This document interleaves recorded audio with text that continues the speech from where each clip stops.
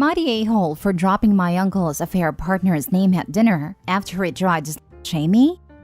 I'm female 20. My uncle, my father's brother, is 37. I remember when I was a kid, he used to bring a different girl every time he visited us. Not that often, I'll admit, until he suddenly stopped visiting a few years. I was a teenager at the time, so I had no idea what was going on with him until he came home for my dad's birthday. Dad didn't like it, but he let him in. That night, my dad explained that my uncle was a serial cheater and had stopped coming over after I called him out on his behavior, and he didn't like it. But this time he seemed to have changed, but will not be involved in my uncle's business again. Well, my uncle got married and made a happy home with his new wife. Until last year when my uncle invited me to watch a movie in the theater. But he wasn't alone. He had a girl with him who wasn't his wife, who we'll call Macy. I was too afraid to ask about it, but he talked to me alone and told me not to tell anyone about her. Except that I told my father. He was disappointed, but told me to mind my own business and that he no longer cared what my uncle did. So on Easter, we had dinner with my family. I brought my boyfriend, male 20. We have been dating for a few months. One thing you should know is that I've dated a girl before. My uncle knows this and makes jokes about it at my expense. He came to dinner with his wife, and during the night he made fun of me. At one point he looked at my boyfriend and said to him, "You need to ask her for a group activity before she does one without you, mate." I was shocked, and everyone at the table went silent. Even my grandma, who always made snide comments about everything, didn't know what to say. I was embarrassed and annoyed, so I said, "So uncle, how's Macy?" His wife asked, "Who's Macy?" He tried to say, "Nobody, I don't know." But I replied, "But we went to the movies together last year. She looked nice." His wife looked at me like if looks could kill, and she said we're leaving, and they just left like that. Later, my uncle texted me about how immature that was. It was none of my business to get involved. And now he had to factory reset his phone because his wife will not stop asking to see his phone unlocked, and is still bothering him about it. He also found my boyfriend's Instagram and DM'd him, "Dude, control your bitch." I'm pretty offended. He never insulted me before. My father told me that I should have minded my own business because he would never learn, and what I did would not teach him anything. My boyfriend, however, has done nothing but praise me for my pettiness. I'm kinda regretting it because seems like I launched a nuke, and I wasn't ready for the fallout. Am I the a-hole? Now for the top comments. Not the a-hole. That was an awesome move. Next time, uncle should learn how to keep his mouth shut. If his wife asks you about Macy, don't lie. Also, I would like to add that when he brought the affair partner around, he made it OP's business. What kind of a-hole does that? Oh right, one that cheats on his partners. Why the heck would he take you somewhere with his affair partner? He's too stupid to get away with it. If his wife didn't find out like this, I'm sure she would have found out some other way. Not the a-hole. My dad literally took me to McDonald's to meet this woman he was cheating on my mom with. Cheaters are dumb. When my mom got home, I told her right away. My dad took my little brother to help clean the apartment he was moving into, without my mom's knowledge. My brother told our mom literally as soon as they walked in the door at home. Lol. Not the a-hole. You never owe a cheater loyalty. He cheated in front of you, likely used you as a cover, and had the indecency to shame you in front of your partner and family. Honestly, he deserves anything he gets. Not to mention messaging her boyfriend and calling her the B-word. This is not how you treat family. He's a prick, not the a-hole. Next story. Am I the a-hole for exposing my half-sister's lies about our childhood? I, 24 female, have a half-sister, 27 female. We'll call her Taylor. My dad had weekend visitation with Taylor at our house until I was 8, and it was the worst. She bullied me really badly anytime I saw her, to the point that I would scream every time my dad even mentioned her coming over. Even if we were kept apart, she would break my things, upset my pets, and tell lies about me. Every week, her mom would end up in the kitchen screaming at my parents. Taylor's mom died when I was 11. Her mom didn't have any family able to take her in, and neither did my dad. My dad was the only one who could get custody. When I was told about this, I freaked out. Screaming, crying for hours, calling my grandparents and demanding to live with them. All of it. My mom wasn't willing to have Taylor in the house on that basis. And I'm pretty sure she said she would move out if my dad pushed the issue. Taylor ended up being sent to boarding school the next year, and she would go stay with the other members of my dad's family during breaks. When I was 14, my parents divorced and I would see Taylor every few months at my dad's during school breaks. I'd learned to stand up for myself, and she'd grown up, so there was no more bullying, though we'd bicker. She was hostile and I never backed down. I didn't see her much after she went to college, and then I went to college far away as well. We now live in the same small city. I moved here in March. It's the kind of place where everyone from each generation knows of each other. I've never encountered Taylor socially and never mentioned knowing her. But I had met her boyfriend, and his friends are part of my larger social group. The other night I was at a party, and Taylor and her boyfriend were there as well. We made eye contact and waved, but she pretty much avoided me all night. During the night, our mutual friends asked how I know Taylor, and I said we are half-sisters. They all looked super uncomfortable, so I pressed for an explanation. Basically, Taylor's been telling everyone that she was homeless as a kid because her stepmother and half-sister hated her and demanded she be shipped off to boarding school and made her dad ignore her. Were it not for the fact that it was obviously going to come out sooner or later that we are related, I probably wouldn't have bothered to set the record straight. As it was, I'm going to be around these people for a long time, and I didn't feel I should have had to walk around burdened by the weight of her lies. So I told the group the context. She called me yesterday to yell at me. Apparently, she's being ostracized from the group. Her relationship is in trouble, her career opportunities are in jeopardy, etc. I don't see how any of this is my fault, because she's the one who lied. But according to some people, I should have been a bit gentler in my retelling of the facts, because it's her experience, and I've basically blackballed her. Edit? I didn't have space for this, but just to clarify what I actually said to my friends. I explained that the reason my mom didn't want Taylor to live with us was because of the bullying, and that when they split, my dad still didn't have Taylor live with him, and that I only stayed with him on weekends. But Taylor told them I moved in with my dad so that she couldn't. I also told them it wasn't true that I told my dad not to finance Taylor's business when she was 20, because I didn't. That was pretty much the gist of it. My mom didn't say to send her to boarding school. What my mom said was, Taylor is not living in this house with my daughter. If that means we split, then we split. My dad didn't want to be a full-time parent by himself, so he stayed with my mom. And since he didn't have any other family Taylor could live with for various reasons, he sent her to boarding school. My dad never cut contact with Taylor. He visited her at school that was about an hour away, and sometimes he'd see her at other relatives' places during school breaks. When he moved out, Taylor would occasionally spend a day, and maybe one break a year at his place. Everyone sucks here. Her account of being homeless because her stepsister and stepmother hated her and wouldn't allow her in their home was essentially the truth. The adults in that situation should have done much more to create a better situation for you both. You didn't deserve to be bullied or terrorized in your own home, but she was young, clearly had awful parenting, and she needed more too. Realizing you didn't look great according to Taylor's account, I definitely think you handled it poorly.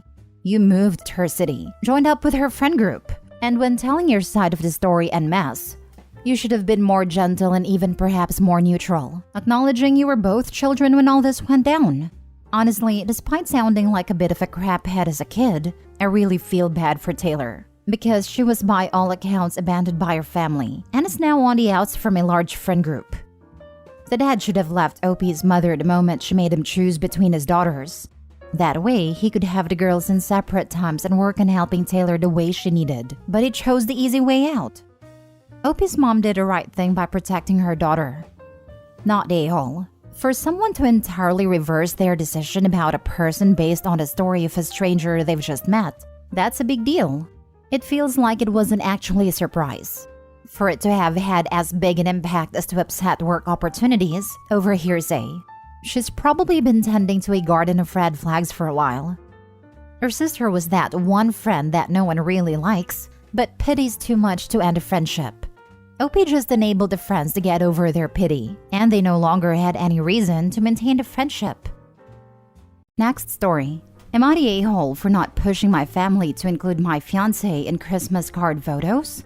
I, 37 male, am engaged to my fiancé, 31 female, planning on getting married at the end of this year. My family takes a Christmas card photo every year, usually around big events like graduations or parties when everyone is together, which isn't often. Years ago, my mom instituted a not until you married policy to include significant others in photos and applied that rule to my brother when he was dating and engaged to his now wife. My fiancé has had significant issues with this. Last year, when the family took photos shortly after she and I were engaged, she directed many snide comments to me about how excluded she feels. This year, she flatly refused to drive with me to a family graduation, saying how hurt and excluded she felt by this policy. Since we are getting married this year and the card is coming out the year we are getting married. I've tried to explain that this isn't our card. This isn't our right to tell others who can and can't be on their card, and we could always have our own card to start our own tradition.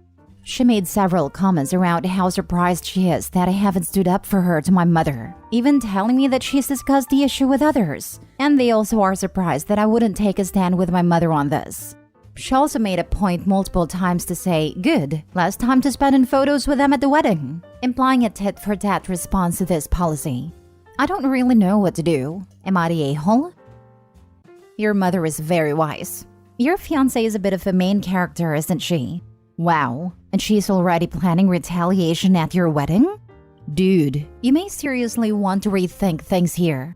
These are red flags, and her behaving like an entitled child is going to cause some serious friction now and later. You are not a-hole, but your fiancé definitely is and needs serious help. Edited to Ed, read some of your other posts. OP, you need to run. So many red flags. Just run. To those of you defending the fiancé, check OP's post history. It explains the general reaction, "Oh my god, no, don't do it." Mom's rule may be a bit prescient. Exclude fiancé, fiancé gets pissy, son sees fiancé is pissy, wedding is called off, fiancé never becomes family, rule vindicated. Mom's rule is in fact a test. Honestly, this is the easiest mom test I've ever heard of. If this woman can't suck it up about being included on someone else's Christmas card for a year or two, God help the man who marries her. I get the rule when someone is dating, but if you're engaged, it does feel a little harsh. My family isn't exactly super open with other people in our photos either, but I think this is pretty rude. So soft, you're the a-hole. Meh, some people use the word engaged pretty loosely. Sometimes it's an excuse to live together without setting a date. I get that OP has firm plans for the end of the year, but plans change. Married is an arbitrary line, but at least it is easy to determine. OP is correct that is not his Christmas card and not his rule. He could have not gone to the graduation this year, and in that way avoided a photo perhaps, but then is dissing to graduate for no good reason, as she did. You are not a-hole. I get why your mom put this rule in place years ago. The last picture of my kids with my great-grandmother has my brother's ex-girlfriend in it, and they were about to get engaged. Your mom didn't make this rule new for your fiancé, so I don't know why she would be so upset by it. Is she being excluded in other ways? Last story. Am I the a-hole for not letting my sister use the family property for her upcoming wedding? I'm 25, my sister is 29. I also have a younger sister, 8. When I was 14, my mom sent me to live with her parents. Her excuse was that they needed me to help out. I believe she just didn't want to deal with a growing male teen. My grandparents own an amazing property in the mountains that has an amazing view. We also have some horses and other critters. They were also quite wealthy as well.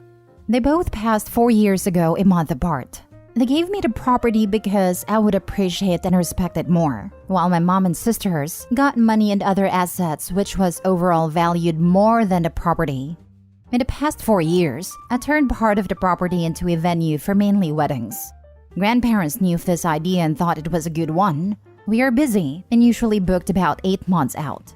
My sister got engaged 1.5 years ago and said she wants to get married at a property. I said sure, just let me know the date as soon as possible so I can make sure it is booked. I never got a date. I followed up several times and kept asking her and she would just brush me off. Then 2 weeks ago, I got the wedding invitation, stating the property is the location and the date, which is in September of this year. I immediately called her to say that we are booked for that date and can't accommodate her. Well, now her, my mom, other family, her partner's family, as well as other flying monkeys, have been blowing up on me. They're also calling and writing reviews for my business. I asked them to stop and called my sister, telling her that literally all she had to do was tell me when she knew her date so I could block it, and I would take care of everything else. But she went off on how I am ruining her day, that it's our family's property, how she already sent out the invitations and couldn't go back now, that I should just tell the other couple to cancel because family's more important. The couple have been on the books for over a year now, and I actually like them. After the last big blow up, I started communicating strictly through the business, using our recorded line as well as email. I suggested 3 other dates around the same time, but that's not good enough. They just say I'm being resentful and an a-hole. Not the a-hole, but your sister's a giant a-hole for expecting you to cancel another couple's date for, what, selfish family? She just needed to tell you the date and didn't. That's on her. Who the heck sends out invitations for a date before even contacting the venue? Not a-hole. I was all ready to read a story about OP saying no or fighting a family versus individual ownership and some personal drama. But there's none of that. It is really as simple as sending an invite for a date without even asking the venue. I just don't understand how people can be so consumed in their own weddings. So thankful my wife was not like this. It reminds me of the people who just decided to have a wedding at a mansion without telling the owners, sent invites, and showed up on the day claiming they had a right because they prayed for it or something. Wacky. Not a-hole. I would suggest getting a lawyer involved before your family causes harm to your business. Send them all cease and desist letters. This is your property and business.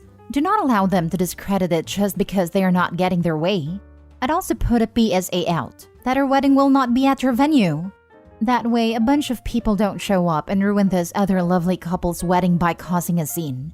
One thing I have learned is you never mix family and business. Family will never respect your business because they feel entitled to it. So it's best to not only offer family a small discount, but still make them go through all the proper channels, or they don't get whatever service you provide.